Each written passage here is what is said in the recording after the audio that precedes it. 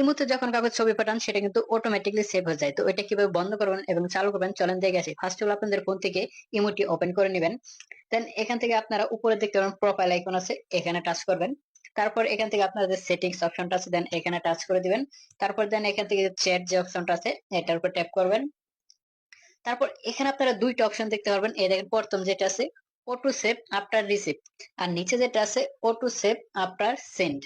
তার মানে হচ্ছে এই নিচে যে সেন্ড বাটন যেটা আছে এটা যদি আপনারা অন করে দেন, তাহলে যখন আপনি কাউকে ছবি পাঠাবেন, আপনার ফোন দিয়ে অন্য কাউকে ইমোতে ছবি পাঠাবেন, এটা যদি আপনি এখান থেকে অন করে দেন তাহলে কিন্তু তার ফোনে আপনি যে ছবিটা পাঠাবেন সেটা সেভ হয়ে যাবে।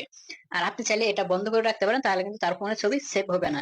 দুই নাম্বার যে সেটিংসটা আছে এটা কিন্তু এখানে লেখা আছে অটো সেভ আফটার রিসিভ, মানে এই অপশনটার উপর একটা ট্যাপ করে দেন। দেন এখান থেকে দেখেন ভিডিও এবং ফটো এই দুইটা যদি সিলেক্ট করে রাখেন, তাহলে আপনাকে কেউ যদি ছবি এবং ভিডিও পাঠায় সেটি কিন্তু অটোমেটিকলি আপনার ফোনে সেভ হয়ে যাবে। তো এই ছিল সেটিংস। ভিডিওটি ভালো লাগলে অবশ্যই লাইক কমেন্ট করে পাশে থাকবেন। ধন্যবাদ।